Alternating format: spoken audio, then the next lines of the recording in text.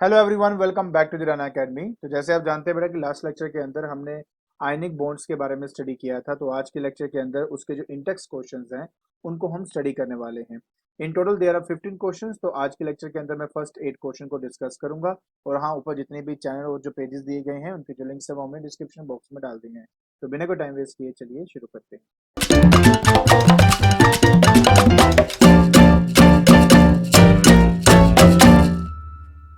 तो देखिए बेटा, सबसे पहला क्वेश्चन आपका कहता है कि how do atoms attains Nobel gas configuration.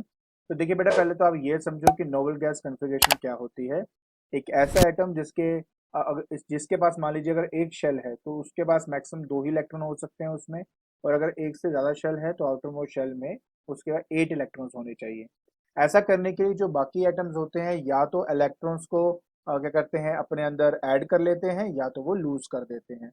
तो एडिंग और losing of electron from the outermost shell of their atom, उससे उनको एक जो near by noble gas configuration है वो मिल जाती है। बाकी बेटा ये है प्रॉपर वे में उसका जो आंसर है आपका। नेक्स्ट कहता है बेटा कि केमिकल बॉन्ड क्या होता है, इलेक्ट्रोवेलेंट बॉन्ड क्या होता है, कोवलेंट बॉन्ड क्या होता है। बेटा इसके बारे में हम ऑलरेडी स्टडी कर चुके हैं। देखिए सिंपल सी बात है आपका। देखिए बेटा, जब हम बात करते हैं ना कि मेरे पास दो डिफरेंट क्या है एटम्स हैं, तो अब दो डिफरेंट एटम्स अपने आप को स्टेबिलिटी में लाने के लिए अपने आप का जो इलेक्ट्रॉनिक कॉन्फ़िगरेशन है वो नोबल गैस जैसा करना चाहते हैं। अब उसके लिए क्या कर सकते हैं, या तो वो इलेक्ट्रॉन का ट्रांसफर करेंगे बेटा कि एक से इलेक्ट्रॉन क्या दूसरे में एंटर हो गया, या तो ये करेंगे। या फिर दूसरा वे होता है बेटा कि इलेक्ट्रॉन के बीच में जो शेयरिंग है ना इलेक्ट्रॉन्स की, वो टेक प्लेस कर जाए। ऐसा करते वक्त उनके बीच में ना फोर्स ऑफ अट्रैक्शन क्रिएट होती है और उसी को केमिकल बॉन्ड का हम नाम देते हैं। ठीक है। इलेक्ट्रोवेलेंट बॉन्ड के अंदर क्या होता है कि ये जो केमिकल बॉन्ड है ये तभी फॉर्म होता है जब transfer of electron take place करता है एक एटम से दूसरे एटम के अंदर। और जिसमें से इलेक्ट्रॉन निकला है वो इलेक्ट्रोपॉजिटिव होते हैं, जिसमें जा रहा है वो आपका बेटा इलेक्ट्रोनेगेटिव होते हैं एलिमेंट्स आपके। और उनके बीच में जो बेटा आपके जो केमिकल बॉन्ड क्रिएट होता है उसको हम इलेक्ट्रोवेलेंट बॉन्ड का नाम देते हैं। अगर इलेक्ट्रॉन्स आपके शेयर हो रहे हो दो एटम्स के बीच में तो उसमें हम कोवेलेंट बॉन्ड का नाम देते हैं। तो बहुत सिंपल है बेटा, हमने ऑलरेडी इसके ऊपर अच्छे से स्टडी की हुई है। फिर आता है बेटा, what are the condition for the formation of the electrovalent bond. अगर आपको याद हो बेटा, मैंने आपको प्रॉपर्टीज बताई थी जो होनी चाहिए एक इलेक्ट्रोवेलेंट बॉन्ड बनाने के लिए, इलेक्ट्रोवेलेंट बॉन्ड को बनाने के लिए। तो देखिए बेटा वो कौन कौन सी प्रॉपर्टी थी, वो सभी इसका आंसर है। जैसे कि सबसे पहली बात है कि बेटा कि जो एटम या जिस एटम के आउटर मोस्ट शेल में 1, 2 या 3 वैलेंस इलेक्ट्रॉन्स हों, वो बेसिकली आपके कटायंस बनते हैं। मतलब वो क्या करते हैं, अपने इलेक्ट्रॉन को लूज करते हैं। और एनायंस वो बनते हैं जिनके आउटर मोस्ट शेल में 5, 6 या 7 इलेक्ट्रॉन्स हैं, जिसमें 4 होते हैं वो कोवेलेंट बॉन्ड ही बनाते हैं बेटा आपके। ठीक है। तो ये वाले एनायन बनेंगे क्योंकि ये इलेक्ट्रॉन को रिसीव करेंगे, ऐड करेंगे अपने अंदर, जिसकी वजह से वो एक्सेस ऑफ इलेक्ट्रॉन की वजह से वो नेगेटिव चार्ज बन जाते हैं। दूसरी कंडीशन याद हो मैंने बताया थी कि जितना ज्यादा डिफरेंस होगा इलेक्ट्रोनेगेटिविटी का। याद है आपको सीजियम फ्लोराइड के बारे में मैंने बताया था। मैंने आपको उसका फॉर्मूला भी बताया था बेटा, दैट इज सीजियम फ्लोराइड। और मैंने कहा था बेटा जो सीजियम है उसका सबसे कम इलेक्ट्रोनेगेटिविटी होती है और जो फ्लोरीन है बेटा उसकी सबसे ज्यादा इलेक्ट्रोनेगेटिविटी होती है। तो डिफरेंस जितना ज्यादा होगा बेटा उतना स्ट्रॉन्ग आपका आयनिक बॉन्ड बनेगा और उतनी जल्दी वो बेटा आयनिक बॉन्ड आपका क्रिएट होगा। ठीक है। उसके बाद मैंने आपको कहा था कि एनायन के लिए बेटा इलेक्ट्रॉन एफिनिटी का ज्यादा होना बहुत इंपॉर्टेंट है। और आयनाइजेशन पोटेंशियल एक इलेक्ट्रोपॉजिटिव एलिमेंट के लिए बेटा कम होना बहुत जरूरी है। बिकॉज हम चाहते हैं कि यार कि ये देखो, हम क्या चाहते हैं, हम ये चाहते हैं कि एक पर्टिकुलर एटम से आसानी से इलेक्ट्रॉन निकल जाए, तो वो तभी हो सकता है जिसका लो आयनाइजेशन पोटेंशियल हो। और एक एटम में मैं चाहता हूँ कि इलेक्ट्रॉन को वो अपने अंदर ऐड कर ले, तो उसकी इलेक्ट्रॉन एफिनिटी हाई होनी चाहिए। तो ये सब बातें बेटा मिलकर आपका कंडीशन तैयार करती है एक इलेक्ट्रोवेलेंट बॉन्ड को बनाने के लिए। अब हमने बात करने बेटा अपने फोर्थ क्वेश्चन की। देखिए बेटा, हमारे पास एक एटम एक्स है, उसके पास 3 इलेक्ट्रॉन्स है ज्यादा, मतलब किससे, नोबल गैस कॉन्फ़िगरेशन से। तो ऑब्वियस है बेटा वो 3 इलेक्ट्रॉन्स को लूज करेगा। और जैसे वो 3 इलेक्ट्रॉन्स को लूज कर देगा उसमें 3 पॉजिटिव जो है वो चार्ज आ जाएगा। बेसिकली कटायन बनने वाला है आपका ये। So write the formula for the sulphate, nitrate, phosphate, carbonate, so hydroxide. बेटा देखो बहुत इजी है, वैसे फॉर्मूले तो आपके सामने ये है। देखिए आप देखो, आप अच्छी तरह जानते हो जब हम बात करते हैं बेटा सल्फेट की, तो SO4 उसका जो वैलेंसी बेटा 2 नेगेटिव होता है आपका। और यहाँ पे x की पावर है 3 पॉजिटिव। आपको पता है बेटा फॉर्मूला कैसे बनाते हैं, ये ऐसे जाएगा। तो ये X2 SO4 3 SO4, एक सेकेंड एक सेकेंड एक सेकेंड, SO4 4 थ्राइस आ जाएगा। ठीक है। अगर मैं बेटा यहाँ पे बात करता हूँ नाइट्रेट की NO3, तो बेटा ये -1 होता है इसकी जो वैलेंसी है। तो उसी तरह मैं कहूँगा X3 पॉजिटिव बेटा, NO3 -1, वैलेंसी बेटा इनके पैरों में जाएगी लाइक दिस। तो यहाँ पे आ जाएगा बेटा XNO3 की बेटा पावर 3 लाइक दिस। उसी तरह बेटा अगर मैं फोस्फेट की बात करता हूँ तो 3 नेगेटिव होता है बेटा, कार्बोनेट की बात करूँ तो 2 नेगेटिव होता है, एंड हाइड्रोक्साइड की बात करूँ बेटा तो -1 होता है। तो आप इस तरह करके देख लीजिए, आपका ये फॉर्मूला आराम से बन जाएगा बेटा। नेक्स्ट आता है mention the basic tendency of an atom which makes it to combine with the other atom. देखो बहुत सिंपल सा बेटा इसका आंसर है।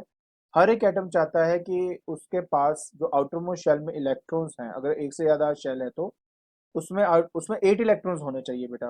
मतलब इसी को हम कहते हैं नोबल गैस कॉन्फ़िगरेशन। बस इसी को पाने के लिए ये सब कुछ आपका टेक प्लेस कर रहा है। नेक्स्ट बेटा मेरे पास आता है कि एक एलिमेंट एक्स है, उनके इलेक्ट्रॉनिक कॉन्फ़िगरेशन है 2 8 18 8 and 1। So without identifying x predict the sign and the charge on a sample ion x. Simple सी बात बेटा ये है कि ये जो एक्स है इसके आउटर मोशन में एक इलेक्ट्रॉन है, तो बेटर है कि होने कितने चाहिए 8। तो एक इलेक्ट्रॉन को वो निकाल देगा जिसकी वजह से +1 बेटा इसके ऊपर चार्ज आ जाएगा और प्लस इसका साइन होगा। कहते हैं ये बताइए कि X will be oxidising agent और ए रिड्यूसिंग एजेंट। बेटा अगर आपको याद हो मैंने कहा था उस पर्टिकुलर एटम में ऑक्सीडेशन टेक प्लेस करती है जो अपने इलेक्ट्रॉन को लूज करता है। मतलब इसमें क्या हुआ है, ऑक्सीडेशन हुआ है। और अगर इसमें ऑक्सीडेशन हुआ है तो ये खुद क्या हुआ, एक रिड्यूसिंग एजेंट हुआ। क्या हुआ, एक रिड्यूसिंग एजेंट हुआ। तो बस बेटा जी इस तरीके से आपने इसको याद करना था। ठीक है। ये देखो कि अगर इलेक्ट्रॉन लूज हुआ है ना यार, तो उसमें मतलब ऑक्सीडेशन हुआ है। अगर उसका ऑक्सीडेशन हुआ है तो मतलब वो खुद क्या है, एक रिड्यूसिंग एजेंट है आपका। बाकी बेटा ये इसका आंसर है, मैं ऑलरेडी आपको इसके बारे में बता चुका हूँ। फिर आता है बेटा in the formation of the compound XY2 and atom X give 1 electron to each Y atom. So what is the nature of the bond in XY2 and draw the electron dot structure of this। Obvious है बेटा कि हमारे पास आयनिक जो है ionic bond बनेगा बेटा इन दोनों के बीच में, इलेक्ट्रोवेलेंट बॉन्ड बनेगा इन दोनों के बीच में। कैसे करेंगे देखिए, एक्स बनाएंगे बेटा, एक डॉट आप यहाँ दिखाओगे, ठीक है।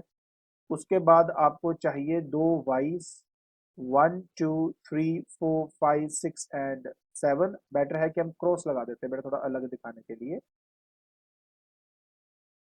ठीक है ना। मुझे साफ दिख रहा है बेटा यहाँ पे ना जो एक्स है ना, XY2 है, ओके ओके। तो इसका मतलब एक्स की वैलेंसी 2 है, तो मतलब इसके दो होंगे। हाँ मैं समझ रहा हूँ समझ रहा हूँ। और अगर इसके दो हैं तो यहाँ वाई भी दो होंगे ना आपके, वाई ऐसे। तो इसको बंद कर देता हूँ। अगेन बेटा एक्स 1 2 3 4 5 एंड 6 और ये 7 हो गया, ठीक है। अब क्या करेगा बेटा, ये दोनों ऐड। तो ये एक इलेक्ट्रॉन बेटा इसको प्रोवाइड करेगा, ये जो इलेक्ट्रॉन है बेटा इसको प्रोवाइड करेगा, ठीक है। बस ऐसा करने के चक्कर में क्या होगा बेटा आपका कि यहाँ पर आ जाएगा ये आएगा बेटा आपके पास दैट इज एक्स। एंड उसके बाद यहाँ पे बेटा आप लिख देंगे दैट इज 2 पॉजिटिव, ठीक है, क्योंकि इसमें से दो इलेक्ट्रॉन निकले हैं ना बेटा। और यहाँ पर बेटे आपके पास आ जाएगा दैट इज 2 एंड वाई रहेगा 1 2 3 4 5 6। उसके बाद बेटा आ जाता है 7 और यहाँ पे बेटा एक डॉट आ जाएगा और इधर आ जाएगा बेटा -1, क्योंकि एक इलेक्ट्रॉन ऐड हुआ ना बेटा इसलिए -1 आएगा। क्लियर हो गया ना, वेरी गुड। तो ये इलेक्ट्रॉन डॉट स्ट्रक्चर हुआ बेटा इसका। चलिए अब हम अपना नेक्स्ट क्वेश्चन देखते हैं।